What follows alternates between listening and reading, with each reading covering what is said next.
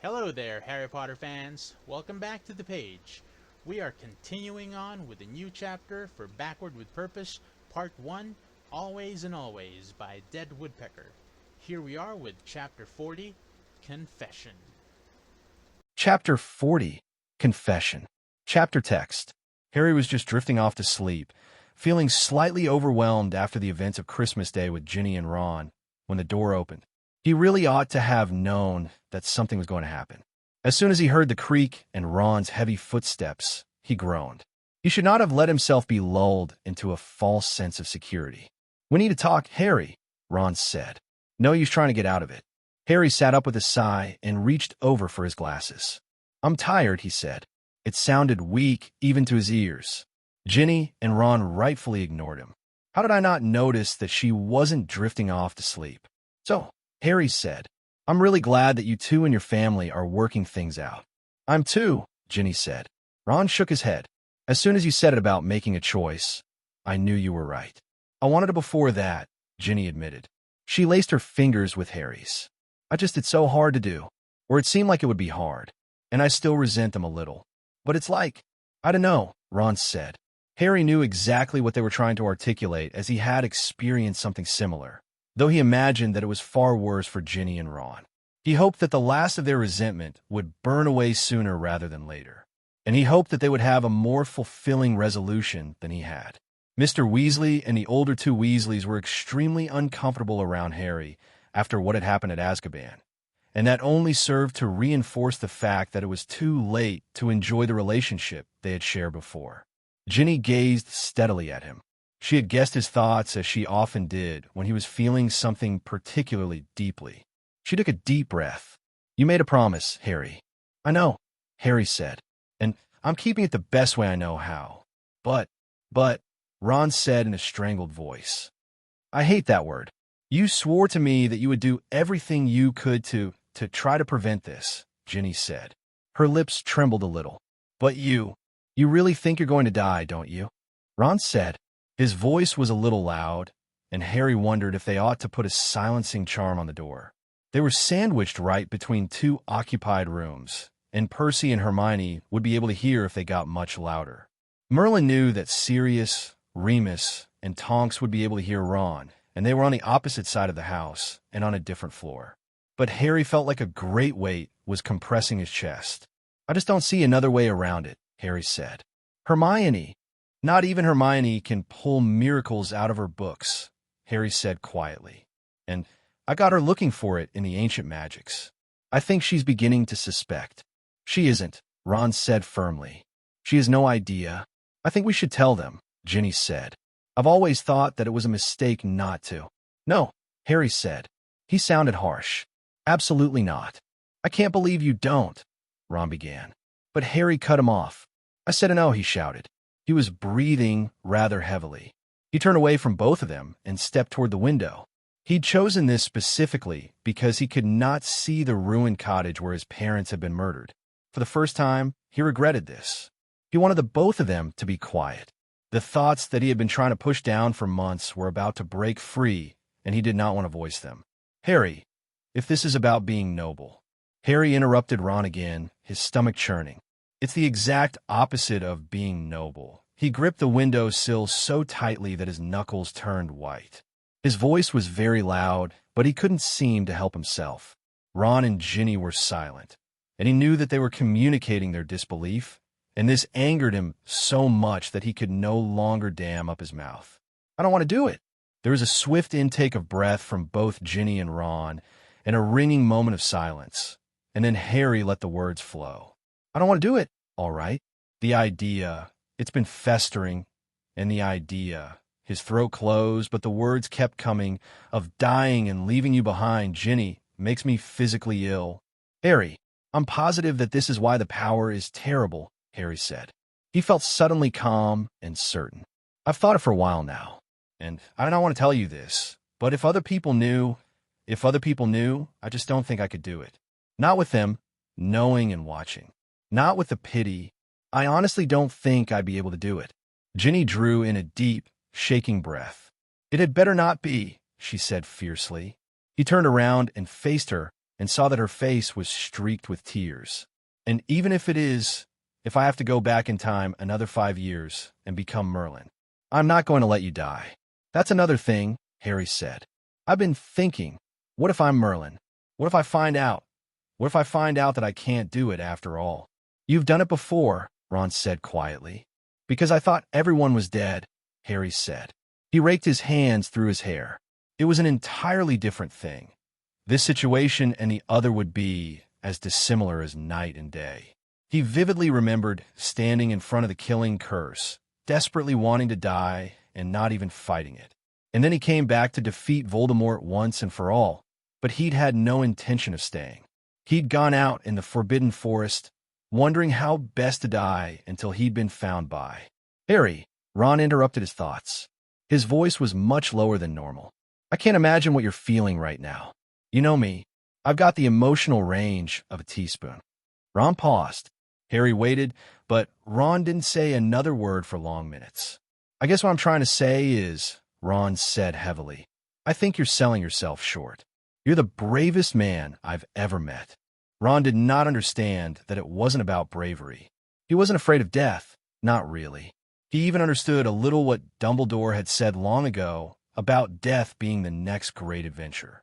For some inexplicable reason, the image of an empty and sparkling White King's Cross station drifted into his mind, but Ginny caught his attention by reaching for his hand.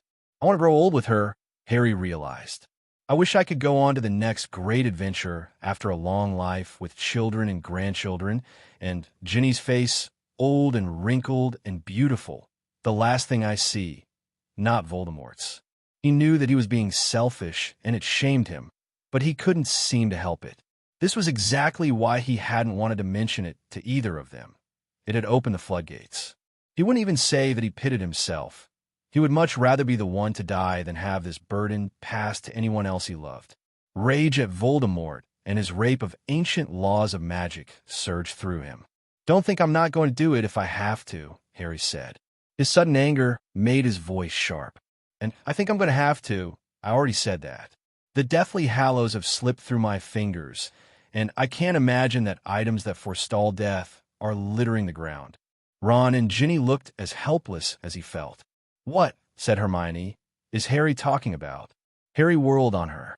She wore a faded dressing gown. Her hair was mussed and hung around her face, and her feet were bare. Her eyes were wide and fearful, and Harry started cursing, using every foul word from Ron's arsenal. "Damn it," he finished. His fingers itched on his wand, and he wanted desperately to take away her memories. It was obvious to him that she had heard enough. "Go make sure that Percy didn't hear," he said to Ron. "Are you going to answer my question, or are you going to keep swearing at me?" Hermione tried to make her voice sharp, but it quavered and broke. She lifted one shaking hand to cover her mouth. And this was exactly why Harry had not wanted her to know. He knew that she loved him like a brother. He knew that his friends loved him as much as he loved them. And he did not want to see their faces when they realized that Voldemort would be defeated, that the world would become a safer, brighter place, but not for him. He could not imagine being in her shoes, in Ron's shoes, and especially in Ginny's shoes. He did not think that he would have been able to let them go if any of the others had been a Horcrux. "He's still asleep," Ron said in a quiet voice. He raised his wand and put a silencing charm on the door. Harry sat down on the bed and put his head in his hands. It was Ron that told Hermione everything. Harry simply could not do it, but the only alternative would be to take her memory from her, and he couldn't do that either. Ron explained the true nature of the prophecy. Neither can live while the other survives, and also told her about the Deathly Hallows and how they had protected him in his first timeline. Ginny had her head on his shoulder. She did not look at him, but Harry could tell by the halting breaths she was taking that she was crying. Harry's eyes burned, but he did not cry. He had not become such a coward that he would cry for his own death. Everyone died. He wasn't afraid of it. He just didn't want it to happen so soon. Hermione moaned, as though she were in pain. "So this is why, the cloak, you were both so angry. It makes sense." She tried to sound like her rational, calm self, but it didn't work. She looked up. "I hate Voldemort." Her face crumpled. "When I think When I think of, it shouldn't be like this. I agree, Ginny said. Hermione, Ron said gently. He took her by the shoulders and turned her to him. Have you ever come across anything? Well, besides evil things like Horcruxes that would let Harry survive the killing curse? Something like the Deathly Hallows? Anything at all? No, she said in a very small voice. No, nothing. But maybe I just didn't believe. I'll have to start researching all over again. Her face fell into grim lines, though her eyes were wide and helpless, and she could not seem to look at Harry for longer than a moment. Harry knew that she did not think his chances of survival very high, though he also knew that she would exhaust every resource. She began to pace, swiping furiously at her eyes every once in a while. Harry, Ginny, and Ron watched her, hoping to see that familiar expression of triumph when she solved a particularly difficult puzzle. Harry did not take his eyes off of her. She paused for a long moment, her back to them. I can think of only one other way, I suppose. Harry's mother. Absolutely not, Harry said firmly. No one is going to jump in front of that curse for me. He looked from Ginny to Ron to Hermione. No one. Merlin. I wouldn't be able to live with myself after that. I really wouldn't. Hermione covered her face with her hands. Damn it, she sobbed. I know this is why you didn't want to tell the rest of us, but damn Voldemort. Fuck him. I don't understand how this is fair, how this could be possible. Fuck. It wasn't fair, Harry knew. But life was messy and sloppy, and fairness rarely played a part in it. It was strange, but something in her grief and sorrow steadied him. She was able to freely say what the small part of him that railed against the necessity of dying because some asshole had delusions of grandeur and had walked roads paved with blood to reach immortality. He felt oddly lighter, though he did not like to see her cry. He supposed it must be cathartic. I'm going to look, Hermione announced, shuddering. I'm going to look. I'll look everywhere I can. First you need to sleep, Ron said. He began steering her out of the room. She allowed him to for the first few steps, but then she spun around and launched herself at Harry and threw her arms around him. I'm so sorry, she murmured in his ear. He patted her on the back as a brother might. She left soon after, and Harry and Ginny crawled back into bed and lay facing each other. The silence between them was not awkward or uncomfortable. Just, Harry did not have words for what he was feeling in this moment. And he knew that Ginny suffered from the same affliction. It's just too big, Ginny said. Too big for words. Harry couldn't agree more.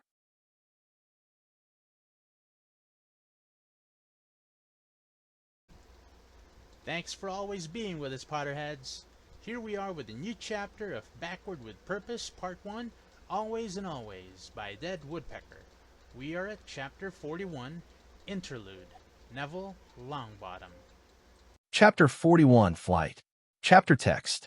The days eased by.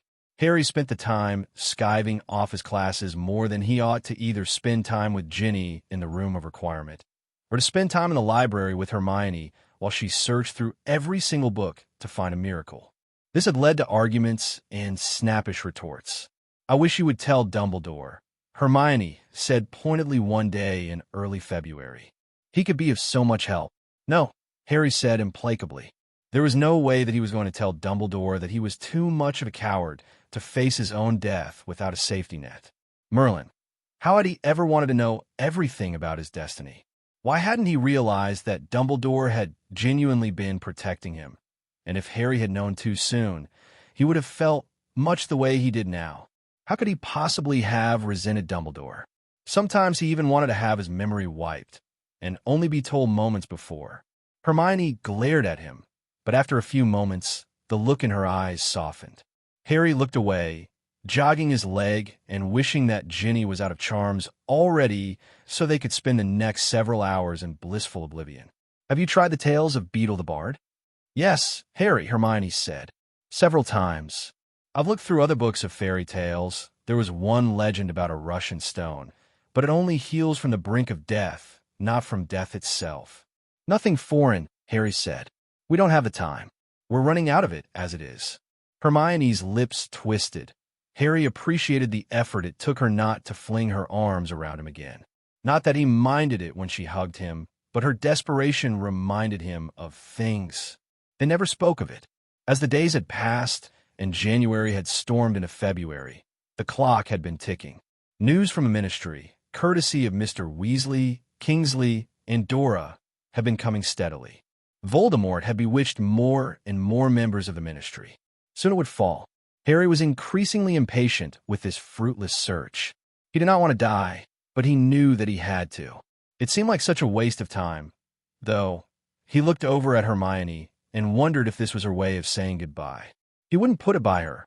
She was clever and rational enough to know that this was a fool's hope. His suspicions grew when he realized that her eyes weren't moving across the page. Rather, she was blinking away tears. He opened his mouth, though he had no idea what to say. But what interrupted by the appearance of Kingsley's Lynx Patronus in the air above the table. The ministry has fallen. Harry was already on his feet, and his heart already raced with adrenaline. He pulled the Marauder's map out of the pocket of his robes and thanked Dumbledore's foresight in forcing all the fourth-year students and below to remain in their own common rooms after dinner. This decision had been vastly unpopular, but it made getting the Muggle-born students to safety vastly easier. He also thanked Sirius' long-nurtured skills at finding ways to break the rules. Without the charm that turned the names of the Muggle-borns blue, it would be far more difficult. "Get the Ravenclaws," Harry said. "I know," Hermione said. She sprinted off down the corridor. Harry wasted no time, but lifted the modified copy of the Marauder's map up to the light and searched out the first bright blue he found. It turned out to be Justin Finch-Fletchley. "It's time," Harry said grimly. "Can you start looking for members of your house? Get them to the room of requirement as quickly as possible." Justin paled and looked mildly ill, but he nodded. "I've got my map on me. I'll look for all the Hufflepuffs." Harry raced down the corridor. He found 3 sixth-year Ravenclaws together. "Listen," he said. Their eyes were wide. He did not even have to fight the urge to grimace. Whatever awe they felt of him could only help in this moment. "All 3 of you need to get to the 7th-floor corridor." "Why?" one of the girls asked. She looked confused. Harry thought her name might be Susanna Upton, but he couldn't be sure. "Because Voldemort has taken over the ministry," Harry said. "And you're Muggle-born. You know what that means, yes? Hogwarts isn't safe for you." Susanna swayed a little on her feet, and her friends gasped. "Exactly," Harry said. "Look, I haven't got time to explain now.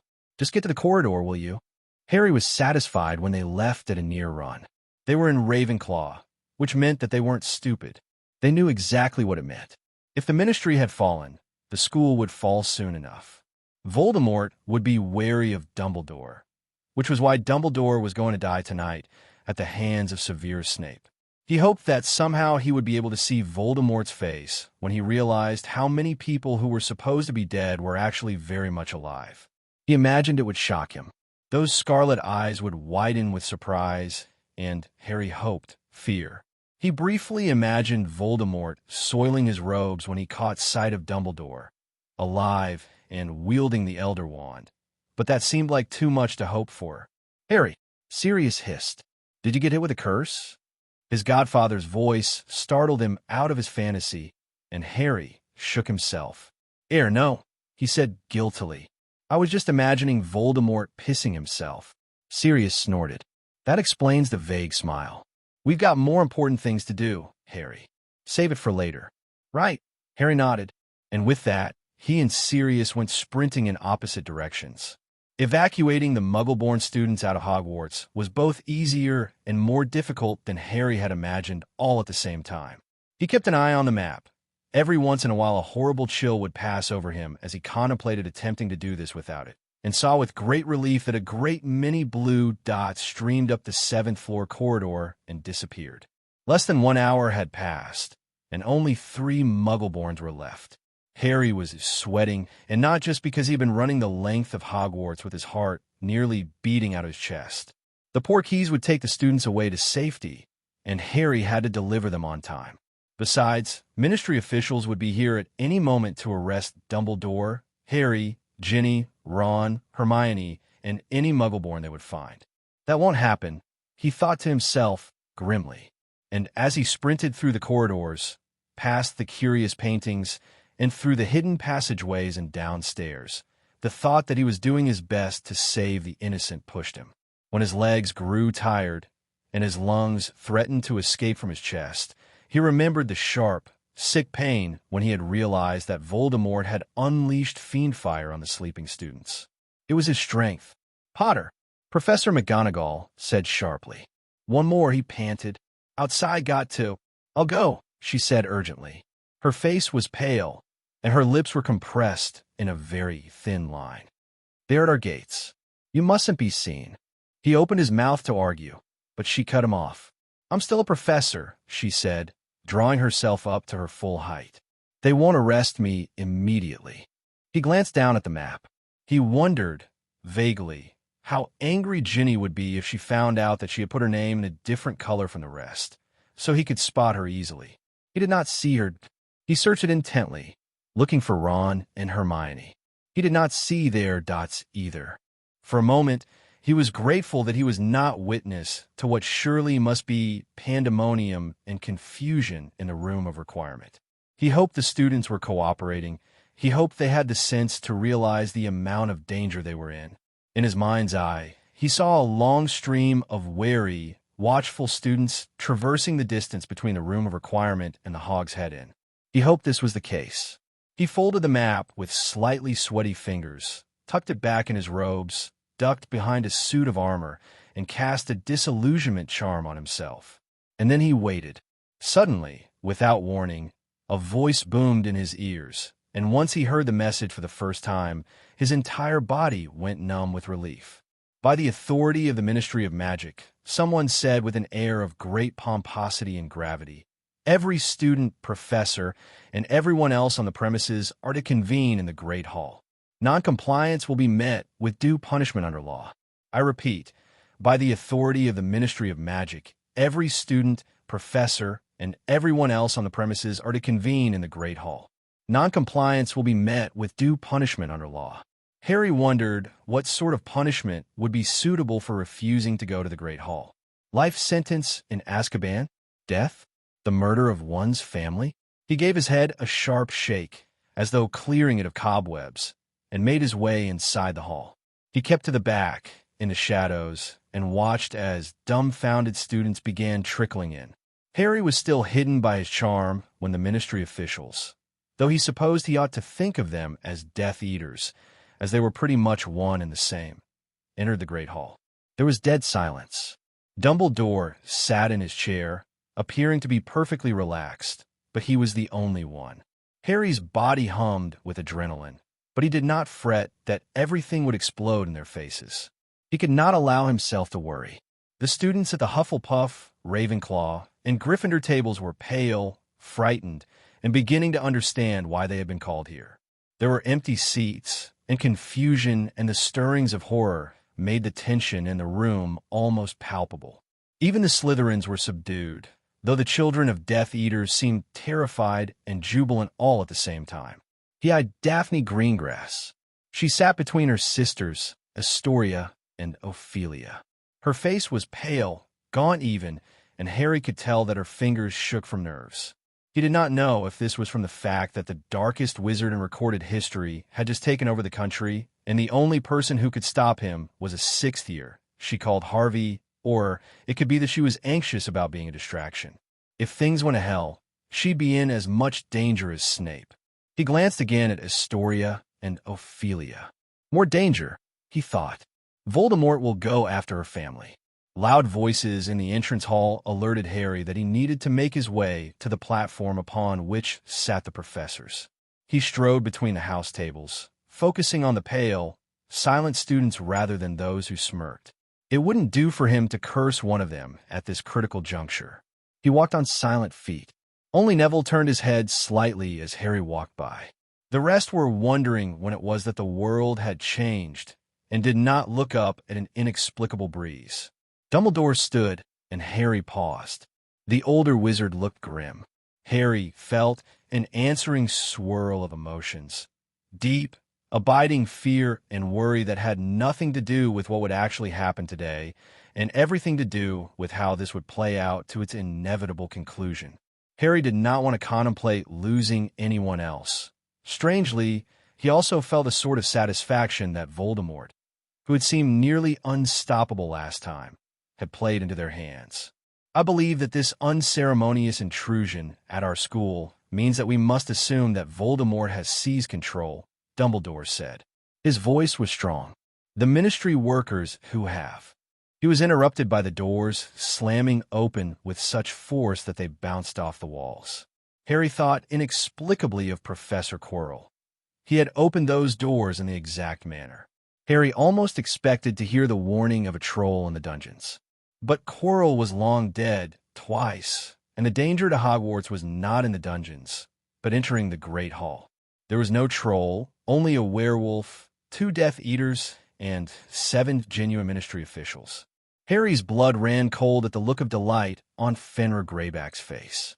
He eyed the younger girls lasciviously, resting upon a first-year Ravenclaw the longest. Albus Percival Wulfric Brian Dumbledore, a Ministry official said loudly. You are hereby arrested. Charges? Dumbledore interrupted pleasantly. The official faltered, as if surprised that Dumbledore had thought to ask. An ugly, furtive look crossed his face, and Harry clenched his wand. Sedition, he said. Treason against the Ministry. In the next moment, there was a rumbling sound. Harry automatically looked up at the ceiling, as though he would find the evidence of an approaching storm on the enchanted ceiling. The echo of thunder continued, and in the few seconds it lasted, all 10 of the arriving supporters of Voldemort had been halted, as if they had been glued to the floor. Treason, Dumbledore said softly, though his voice carried. Everyone in the room heard it. What a funny way to describe what I've been doing. The Ministry, he said loudly, exists to protect, defend, and serve the wizarding population of our nation.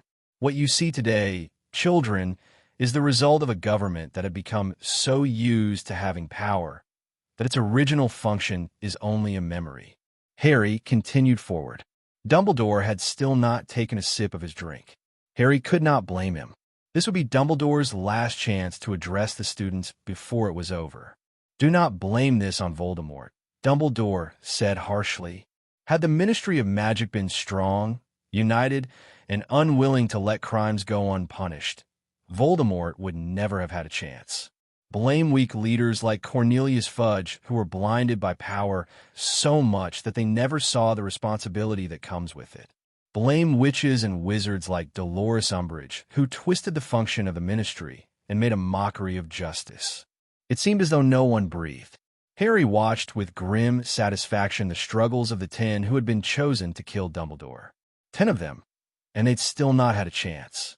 He beamed at Dumbledore, though he knew that he was still invisible. He walked around the high table. Professor Flitwick turned his head as he passed, though he said not a word.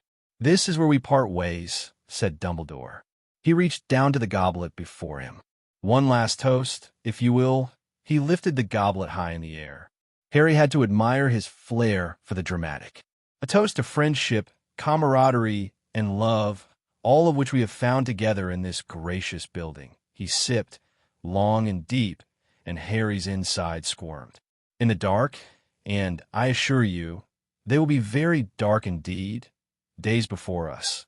This is what we must cling to, brightness and light, friendship and love. Dumbledore pitched forward onto the table, convulsing, and slid over the table and onto the floor before it. Harry did not know if he did that on purpose. He must have done. It was too perfectly placed to be entirely natural. Professor Sinistra gasped and made to help. Do not touch him, Snape said slowly, carefully. His wand was raised and pointed directly at Professor Sinistra. His face was utterly implacable, and Professor Sinistra sat back and stared down at her fingers. There was perhaps 10 seconds of ringing silence, and Harry heard several girls, or boys, he supposed, begin to sob. Dumbledore made a few animalistic grunts and fell still. Too still. Snape gave a casual flick of his wand, and the silencing charm and sticking charm were lifted from the invading force from the Ministry. Greyback strode forward, prodded the body, and tilted his head back in a wild howl of celebration. Harry had to restrain himself from opening up the werewolf's chest with the cutting curse. Dumbledore, Snape said delicately, has deserted the school. It seems a new headmaster must be chosen. It'll be you, Severus, Greyback said easily. He glanced around at the teachers, all of whom were now under the threat of wands. He's got my vote, Sirius said. He leaned back in his chair. A lock of hair was in his face, and he suddenly looked quite young to Harry. Another actor, he was playing his part almost as well as Dumbledore had. His hand trembled, as though he were too afraid to say something snide. Professor Snape will make an excellent headmaster. Your flattery will get you nowhere, Snape said coldly. Your teaching position, defense against the dark arts, is now obsolete. That's not a problem, Sirius said. I could teach the dark arts, too. I'm a wizard of many talents. We'll see, Snape said. Harry looked around the room. Draco was dead. Lucius was dead. Narcissa had apparently gone insane and had not been seen outside Malfoy Manor in months. No one here knew that Sirius would never condone the dark arts. He looked up at Snape and Sirius. If any two men could protect the students without the world knowing the truth, it would be them. Harry wondered if whoever wrote that damned article so many years ago had known that it would eventually make his life easier. All this caution makes it much easier to move in the shadows. Greyback stepped away from Dumbledore's body, and Harry walked over. He leaned over so that any movement he made would be hidden by Dumbledore himself. He levitated Dumbledore's body an inch off the ground. He placed a small, muggle toy with the likeness of a man with a fake, plastic smile underneath. He sat back on his heels and pointed his wand at the second closest torch on the wall. With a whispered incantation, he made it flicker and die. I welcome the presence of the Dark Lord's servants at our school. Daphne stood up. She spoke very loudly, and her voice hardly wavered at all. You traitorous bitch! Ernie Macmillan yelled, right on cue. He stood up abruptly. You simpleton! Daphne retorted. Bright spots of red bloomed in her cheeks. It's over. The Dark Lord has won. As we knew he must. She turned to Snape. I swear allegiance, she said. Duly noted, Miss Greengrass, Snape said smoothly. He left the head table. There will be no tricks, no fighting, no disobedience. The rest of you would do well to follow suit. Don't notice the missing Muggleborns. Don't notice the missing Muggleborns. Don't notice the missing Muggleborns, Harry chanted to himself. All eyes were now on Snape. Harry waved his wand, and the furthest torch died. He counted to 6 and cast the disillusionment charm on Dumbledore. Sirius did his part, and the Muggle doll was transfigured into the body of Dumbledore at the exact same moment. Harry's heart pounded in his chest, and his hand shook a little as he levitated the body further. Walking the length of the Great Hall while invisible had been simple, and Harry had thought nothing of it. Walking the length of the Great Hall while invisible and with Dumbledore's body with him was frightening. One wrong move, and it would all fall apart. Snape's cover would be blown. He cleared the Hufflepuff table. Sweat poured down his face. If someone unexpectedly hits me, he forced himself to keep going at a quick pace. He had only a moment before they realized that he was not there, and that the Muggleborns were missing as well. He was nearly running. He could hear Snape speaking. He supposed he was saying more of the same drivel. Thank you, Snape, he thought. Keep talking for as long as you can. Just keep talking. None of the Ministry officials or Death Eaters would want to offend Snape, who was the closest thing Voldemort had to a best mate. Keep talking. The moment Harry and Dumbledore made it through the doors, he broke into a trot. He ran across the entrance hall and out into the courtyard. The cold wind hit him like a fist. He ran over to where he had stashed his firebolt, whispered the spell that would make Dumbledore's body easy to transport, climbed on, and flew into the air. He felt a great sense of relief as he pointed his broomstick toward the gates and raced toward them. He passed over them and, without the slightest hesitation, twisted in midair and disapparated. Welcome to the home for dead people, Fred said loudly, once Dumbledore had recovered enough to leave one of the guest rooms at Grimmauld Place. George snickered. Neville, who had arrived just 10 minutes prior, saluted. Aren't you two supposed to be helping get the Muggleborns to safety? Percy asked. He leaned up against the door with his arms folded. Ollivander, who had taken a break from making wands in Sirius Mother's old room, laughed. We got them all settled, George said. He rested his head on the arm of the sofa. Despite his light tone, he looked tired. Once all the Portkeys brought them. We had to explain everything about 3,000 times. Fred rolled his eyes. I'm sure you did, Dumbledore murmured. Are you all right, Albus? Harry asked. He was feeling pleasantly relaxed. He'd just received a Patronus from Ginny. She would be home in 5 minutes. She was just finishing last-minute details. Now that the ordeal in the Great Hall was over, Harry knew that his job had actually been easier than explaining the new facts of life to Muggleborns and their Muggle families. He did not envy Ginny, Ron, and Hermione their tasks. You were under Polyjuice, right? Harry said suddenly. And the rest of you? If any of them decide to leave. Of course we were under the potion, Fred said. Yeah, Mummy, said George. You know we always use Polyjuice. Harry sighed with relief. It's just for the best. Better not to let anyone know. Hi there, honey, Ginny said brightly. Harry turned his head so fast that his neck popped. Have a nice day at work? Work was a little boring today, he said, grinning. Slow. Not much happened. The ministry was taken over by you-know-who, Fred said. Dumbledore died, George continued. He nodded at Dumbledore, who gave a cheery little wave. We sent all the Muggleborns off to the Muggleborn Preserves, Fred said. Just another day, George finished, nodding sharply. Boys, Molly Weasley said tiredly. She was rather thinner and paler than she had been over Christmas, Harry noted. He felt a deep sense of appreciation for her. This, having a workable plan for what to do when Voldemort took over, had made all the difference.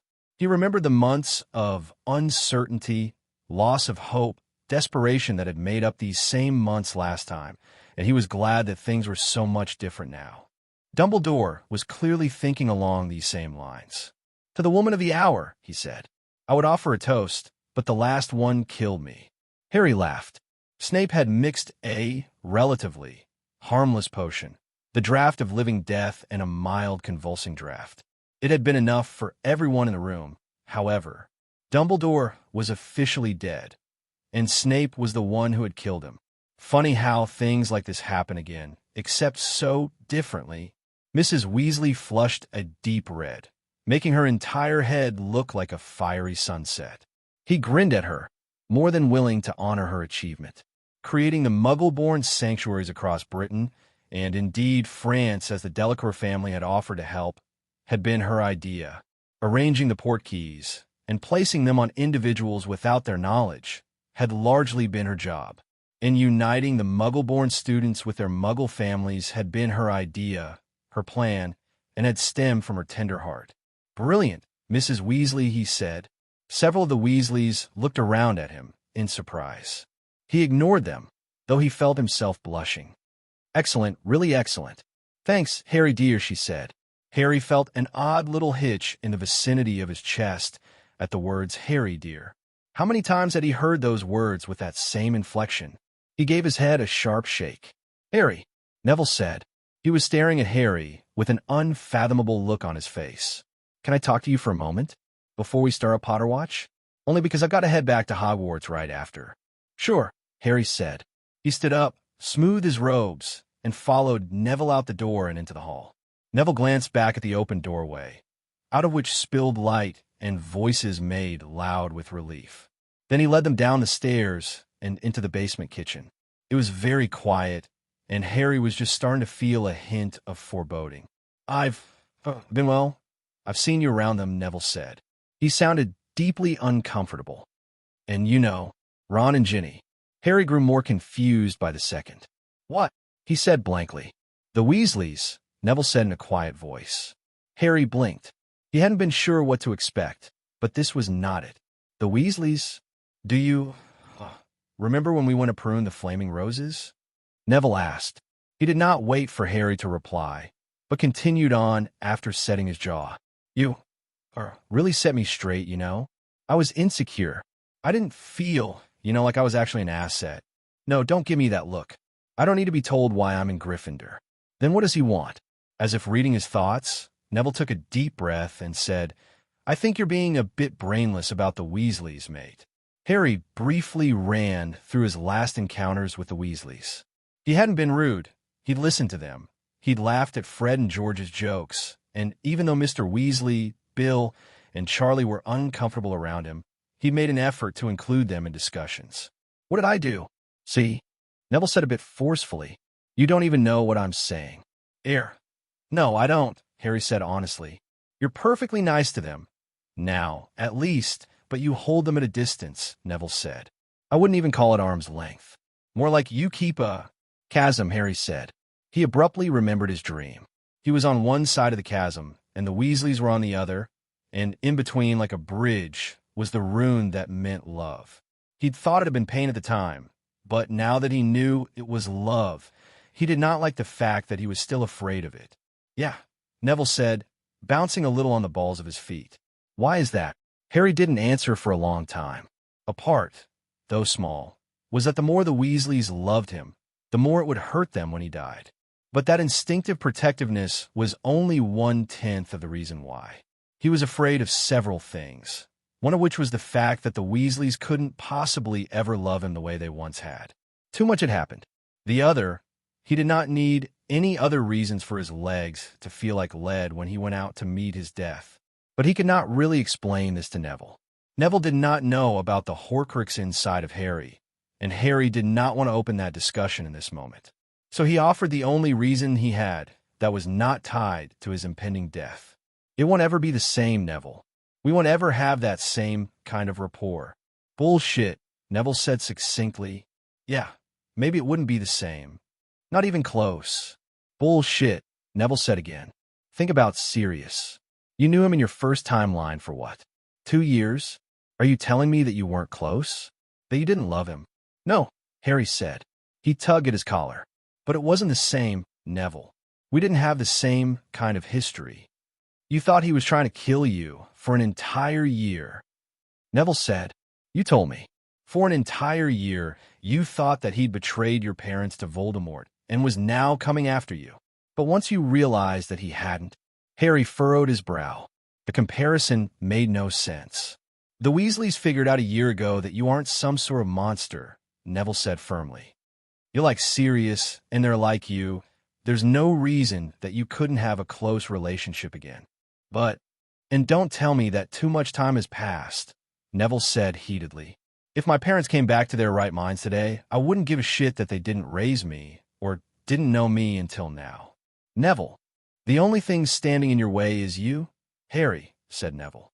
"Merlin Sagaballs, Harry, you travel back in time for these people, and now you can't forgive them? You draw the line at something that should be ridiculously easier than using the tears of Merlin?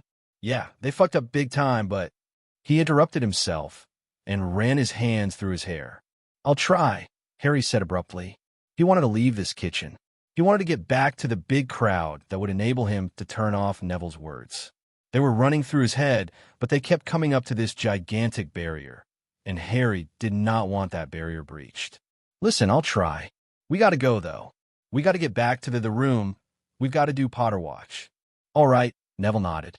He did not meet Harry's eyes, and Harry had the impression that he was vastly uncomfortable with the amount of emotion that he had displayed. The thought made his stomach churn, and he forced himself to think of something else. The last thing he wanted to do was dwell on Neville's words.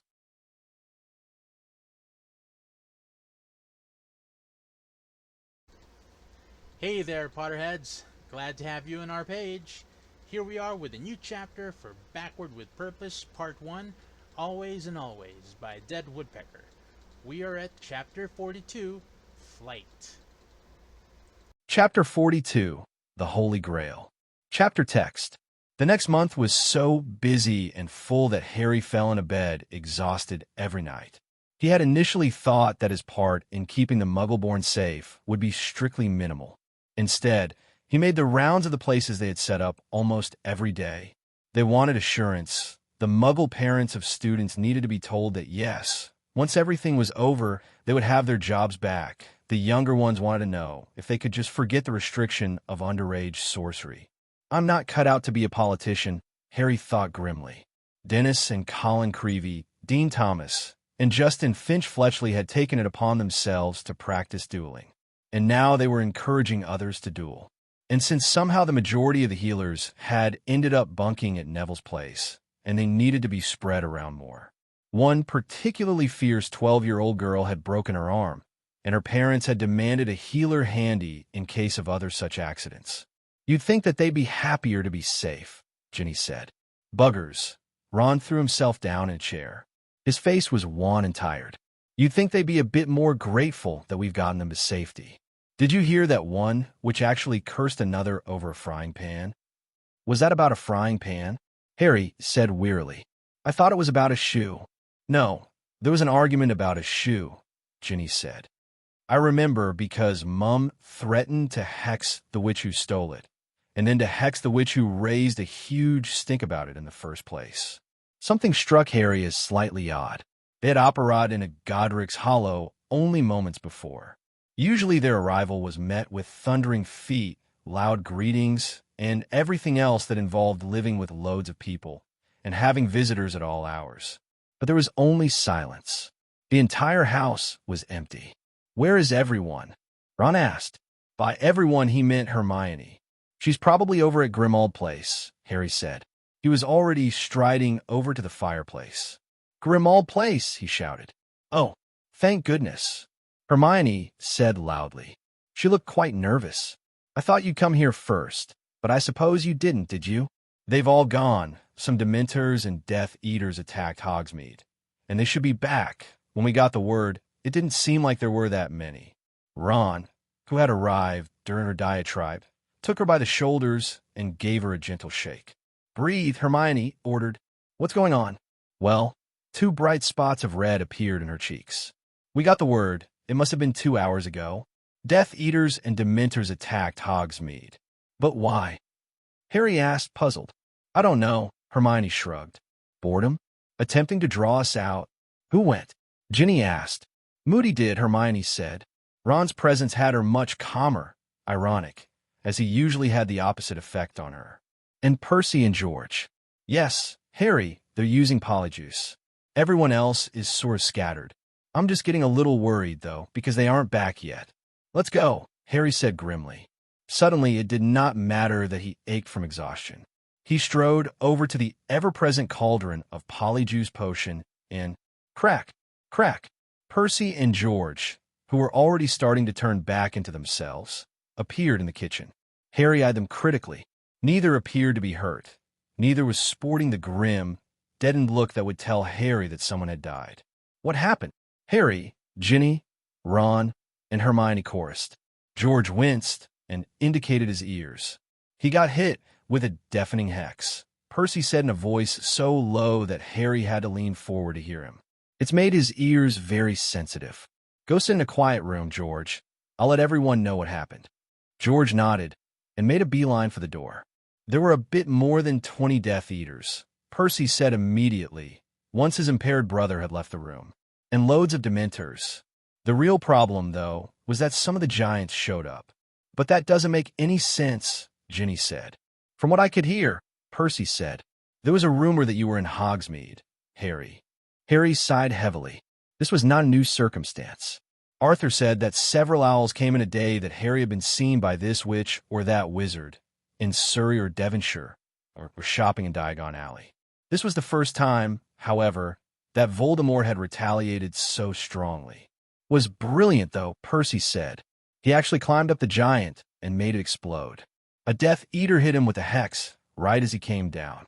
You and George took down that many Death Eaters, giants, and Dementors? Ron said, odd. Percy turned bright red. Moody was there, Percy said, and others were fighting too. I actually thought some of them were you guys under Polyjuice, but I suppose not. Must have been shop owners or residents who don't particularly care for the way Voldemort is running things. Moody should be back soon. Last I saw him, he was chasing a pair of Death Eaters. Harry nodded. He wished that he'd been at headquarters when Percy and George had received the message. He would not have minded dueling Death Eaters. He would rather be placed in a life or death situation than listen to people who had probably been perfectly reasonable just a month ago, bitch and moan about stupid little things. You're lucky, said Ron, who appeared to be thinking along the same lines as Harry. We spent the day with people who don't know how effing lucky they are that Mum thought up a way to keep them from the Muggle-born Registration Commission. Crack! Luna operated into the room, and her appearance made icy fear flood Harry's belly. Her robes were torn and spattered with dirt and grime. Her blue eyes were huge in her face, and her mouth was contorted into a horrible grimace. "Harry," she gasped out. All airiness, all frivolity was gone, and Harry was forcibly reminded of when she turned Umbridge to stone and cast the curse that killed her. "You can't go to St. Mungo's," Luna said. "There's a trap. The Death Eaters." "What?" Harry said blankly. "What trap, Luna? Why would I need to go to St. Mungo's?" She swayed a little on her feet. "Harry, they hurt Moody, and they set a trap." "What do you mean, they hurt Moody?" Ginny asked sharply. "And what were you doing there in the first place?" Luna's lips trembled. "They used the Cruciatus curse on him. He wasn't responsive. He didn't move. He was just staring." Hermione made a small sound, like a wounded animal. Harry found that he couldn't quite breathe. Cruciatus curse? Unresponsive. There was no need for anyone to spell it out to realize what that meant. "And they took him to St. Mungo's," Harry said in a flat voice. Luna nodded, and Ron let out a string of foul curse words. Harry felt like joining him. He looked down at his hands, and they shook. "That was an hour ago," she said. Tears were now streaming down her face. "I only just heard, I swear. Some of them were talking about it. So I questioned them before they died. Is there a way to get around the trap?" Harry asked. His voice sounded very far away. He desperately did not want to leave a hurt and vulnerable Moody in St. Mungo's. The idea was repugnant to him. But Voldemort would not set a trap that would be easily maneuvered around. He wanted Harry, and would stop at nothing to get him. Soon enough, Harry thought grimly. "Certainly not tonight," Luna said. Harry had no choice but to believe her. Luna believed everything. If she did not believe that they could rescue Moody, then they could not.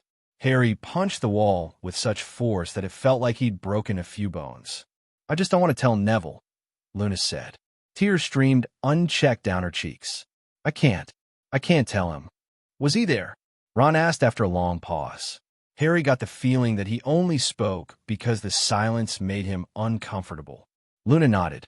"We heard about Hogsmeade from Sirius, so we both swallowed some polyjuice and went to help. It's lucky," Percy began, but he was cut off by the appearance of Neville's Patronus. It formed in midair, right in front of Harry. It seemed to stare at him for a moment, and it glowed with strength that Harry had not yet seen Neville's Patronus achieve. Then it spoke with Neville's voice, and the bottom of Harry's stomach fell away. "Trap at St. Mungo's. Don't come, we're already gone. Don't blame yourself. I have no regrets. Tell Ron, Ginny, Hermione, and Luna, if they aren't there, that you've been the best friends I could ever have. I have no regrets." "No," Harry breathed. His chest hurt. Neville thinks he's about to die, he thought, shocked. He thinks he can't be saved. Harry felt very slow and stupid. Luna crumpled to the floor, and it took a moment for it to register that she had started to scream. It was a horrible sound that twisted Harry's insides. Ginny knelt beside her. Harry stared, almost uncomprehending, at Ron. "Neville's at St. Mungo's. He thinks he's about to die." He had his wand out and was about to apparate away to try to save Neville when Luna shouted, "Harry, no, the trap." But Harry did not care about the trap. He could circumvent it. Neville needn't die, not again. Someone shouted something, and Harry's world went dark. Didn't know he'd be out of this long. Luna's voice. Neville. Harry wanted to sink back into the oblivion. He did not want to have to remember just yet that Neville was gone. Again, he was dead. Again, Harry had not been able to save him. Again, Harry did not know when he had made the decision that enough was enough, only that sometime in between the arrival of Neville's Patronus and Harry's awakening, he had decided not to procrastinate. It was time to take Voldemort out of the world. "No more," Harry said. His voice was raspy. "I've got to end this." "I knew he was going to say that," Hermione said sadly. She sounded as though she had been crying for hours. Harry blinked his eyes open. Judging by the quality of the night, she probably had. "I'm serious," Harry said. "We'll get Rodolphus tomorrow and dash." "Rodolphus disappeared today," Ron said quietly. He had his head in his hands. It appeared as though Harry, Ginny, Ron, Hermione, and Luna were alone. No other Weasleys were in the room. "We're hoping he wasn't killed at Hogsmeade." Everyone in the Order knew that he wasn't to be touched, but there were shop owners and residents fighting today. "Fuck that," Harry said viciously. "I'll fucking tear Gringotts apart if I have to. But I'm not letting another week go by." "Harry Dash," Hermione began, but stopped once Harry shook his head violently. "I think," Luna said faintly, "I think you ought to go to the Ministry of Magic. There's a room there, in the Department of Mysteries." "What?" Harry said flatly. He suspected that Merlin had told her to tell him this. He knew which room she was talking about. It was where the unspeakables studied love, and Harry had thought, in the last month, that his path might lead there. But now it seemed like a silly, stupid waste of time. "I don't know," Luna said helplessly. Her hands made a fluttering motion. "What if the Holy Grail is there?" Harry was about to refuse. He no more believed in the Holy Grail than he believed that Neville would come walking through those doors. It was pointless. He was surely going to follow Neville, and it would be sooner rather than later. "You're going," Ginny said fiercely. "Don't you dare forget your promise to me, Harry Potter. We're going." Harry could not bring himself to argue with her. Not now. So instead, he pulled her close. "Fine. We'll go tomorrow. But then Dash. Then we get Voldemort," Ron said. Harry wondered if any of them believed in the Holy Grail. Harry had paid more unauthorized visits to the Ministry of Magic than he had authorized ones. As he slipped quietly down the corridor toward the Department of Mysteries, Ginny, a silent ghost at his side, he thought about what this meant. For both of his lives, he'd been required to do things such as this. Authority in the form of government had never been there for him. Neville is dead, and because of that, he'd always had to do things like break into the Ministry of Magic, or Gringotts, or Hogwarts. It's like Dumbledore's speech, Harry thought. The Ministry was set up to be a support to the witches and wizards in Britain. And look how easily Voldemort took over. Probably didn't even need much coercion, he thought darkly. Moody is also dead. They both burned. Maybe if Godric Gryffindor was still alive. Maybe if there were more witches and wizards like Dumbledore. Harry clung to thoughts that had nothing to do with Moody and Neville with everything that he had, but kept intruding the knowledge that they were gone. When he closed his eyes, he could see flames. Even though he had not been there, he still saw it. He'd seen Hermione burned alive once upon a separate time.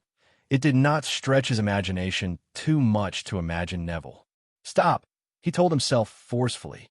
The corridor seemed to stretch out before him. He could see the door, but it seemed to take him a minute to take one step. Ginny squeezed his hand. He looked around at her. There was a fierce look on her face, as though she knew what he was thinking. Well, of course she knew what he was thinking. The only reason why she had not yet repeated that it was not his fault was because they had to be absolutely silent. Neither of them wanted to be caught in the bowels of the Ministry of Magic. But Harry knew, that he was partly to blame for Neville's and Moody's deaths. He could have ended this. It could be over already. They would be picking up the pieces of the world rent apart by Voldemort, but they would be safe. And now Rodolphus Lestrange had disappeared, and how the hell were they going to get into Gringotts without him? That was, however, tomorrow's problem. Tonight was one last desperate attempt to find the magic that would enable Harry's survival. He looked down at Ginny again and realized with a start that she was opening the door that led to the circular room. There were so many reasons why this little expedition was a bad idea, and there was only the slimmest of chances that they would find what they were looking for. They might not even be able to find a way to get in the room, and Ginny would probably feel even worse than she did now. If they never entered, she may feel certain that what was kept behind the always locked door would have saved him. And if they did manage to breach the protective charms, and there was nothing there, Harry walked into Ginny. "Gin!" She shushed him and pointed. He looked around and saw two torches floating in the air to the sides of an open door. Harry knew, without having to even think about it, that it led to where the unspeakables studied love and the nature of that terrible power. A warm light spilled out. Harry stared at it for a moment, confused. The light seemed wrong, somehow. "It's dancing," Ginny whispered. Harry's eyes widened. Tendrils of light waved and danced on the floor. acting more like shadows, or wildflowers swaying in the breeze, than light. It seemed almost a living thing. Harry stepped closer, his wand drawn. Ginny closed the door behind them, and without hesitating for even a moment, she stepped across the threshold and into the living light. He felt a surge of wariness. Why is this open for us? What the hell? But it was immediately muffled, as if he had a thick, woolen jumper around the cautious part of him. He could feel it screaming at him that he was a moron, that it could be a trap, that Ginny might. Voldemort would never come in this room, Ginny said. It was smaller in size than the room with the veil, the death chamber, but it was fashioned in much the same way. It sloped downward toward the middle.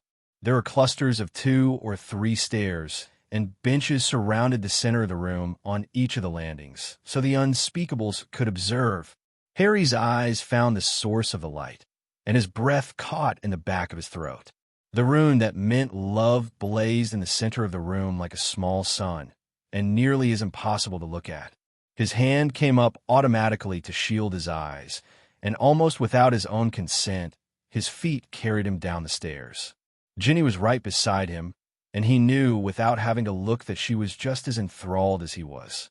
The closer they came to the rune, the more Harry felt this terrific pressure in his chest, as if he were 30 feet below the waves. It didn't hurt, not really, but power seemed to echo in his ears, and he was sure breath.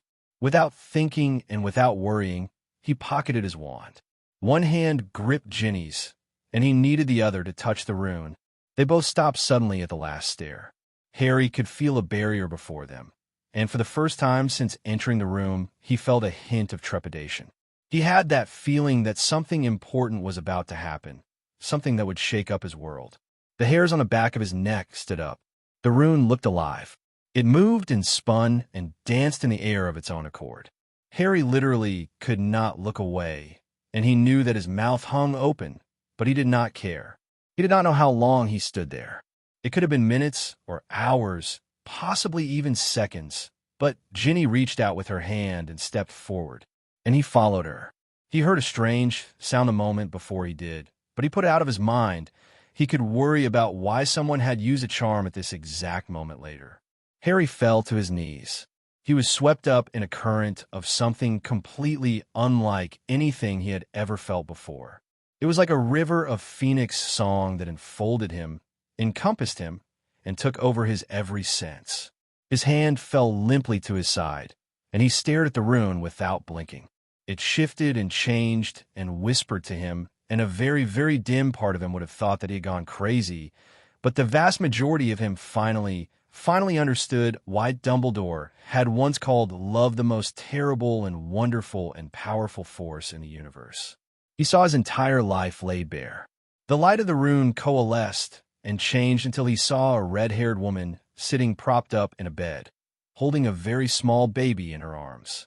The father was as close to the two of them as he could get without actually being in the bed with them. Harry was at once watching the scene, and was the baby. He felt warm and small and secure. "We'll have to tell Sirius and the others," James said softly. "You know what Sirius will say once he hears the name?" Lily tried to laugh, but it came out as a watery little chuckle. "I'm your best mate, James. Why do you name Harry? Get it? Harry, after Moony?" James laughed, and both the baby Harry and the Harry that watched felt a warmth in his belly at the sound. "Dad, welcome to the world, little one," said Lily. The scene shifted, but Harry never wanted to leave what must have been the event of his birth. The love his parents had felt for him had been like a physical presence in the room, and he didn't want to leave, but he was swept away to another scene with his parents. But this time, they did not whisper loving words to him. They died for him, and Harry was powerless to stop himself from watching. He felt his hands tingle with energy the moment his mother had made the choice that had set Harry's life course. But it was all right, because whatever he was experiencing, a memory or a vision or whatever, that physical presence of love stayed with him. Even as Harry lay alone in the cold night air of the exploded house, he could feel it wrapped around him. Sirius came then. Sirius, who just barely showed the beginnings of being haunted. He held Harry in his arms, and they cried together. Harry was whirled from scene to scene. He both lived them and watched them, and he gradually began to understand that he did not possess the ability to grasp the totality of this force. It was a constant. It was always there with him, growing and changing with every stage of his life. Harry watched, overwhelmed, as his friendship with Ron and Hermione grew his very first year at Hogwarts. The kind of friendship that couldn't be broken by jealousy, childish temper tantrums, or any of the hardships that evil tossed their way. It was like some sort of journey, Harry realized.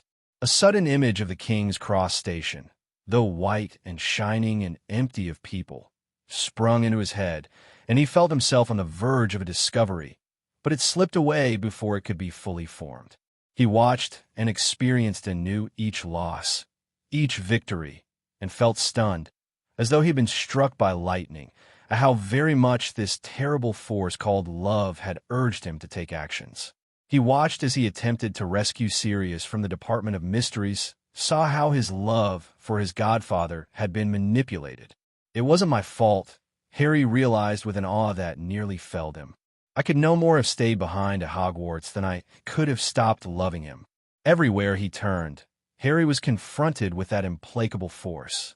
It was not until he watched himself at Azkaban that he was jolted into awareness.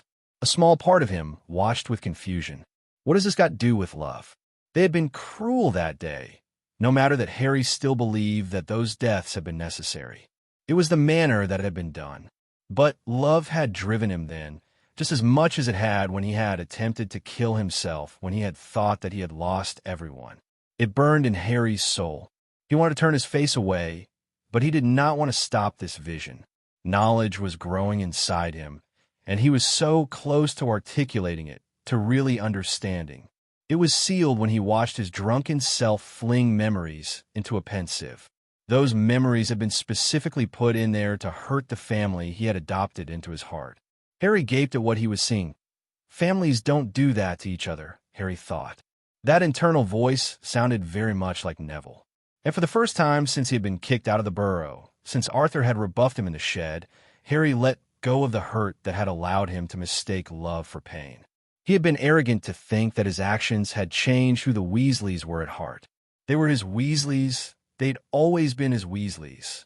Harry covered his eyes, and the visions faded away. He was surprised to find that his cheeks were wet. He had cried, and had not been aware of it. So much was done in love, the good and the bad. That's why Voldemort is more dangerous than any man alive. He is impervious to that influence that drives the rest of us to the heights and the depths. But Voldemort was a barren, cruel landscape where love withered and died. "Harry," said Ginny. He turned his head and looked at her. That fierce, blazing look on her face, she had never looked more beautiful. He remembered the delight of realizing that he had begun to love her far sooner than he had realized. "Ginny," said Harry, and he reached over and kissed her. He did not bother to cast a disillusionment charm, a silencing charm, or anything of the like. He undressed her and eyed her with a hunger that came as much from his heart and soul as it did his body. She watched him the same way he watched her. Her eyes were very bright, and she appeared to glow. Rationally, Harry knew that it came from the rune and not from Ginny. But as he slid inside her, she grew even more luminous, and he had to close his eyes when she flew apart. It dazzled him so. As he put his robes back on, Harry could not keep his eyes off of her. "Always and always," he said. His voice shook. "I had no idea that always and always could mean so much," Ginny said in a thick voice. "No idea." Harry just shook his head. The moment they stepped up onto the first stair, reality stepped back in. He'd been dazzled, and now his thoughts were trickling back, and he became aware that they were not alone. It wasn't possible that they were alone. The door had been open. He had heard the charm. "Merlin," he said tentatively. "Present," said Merlin. There was a long, uncomfortable silence when Harry realized that he and Ginny had just been very intimate. He glanced down at the middle of the room.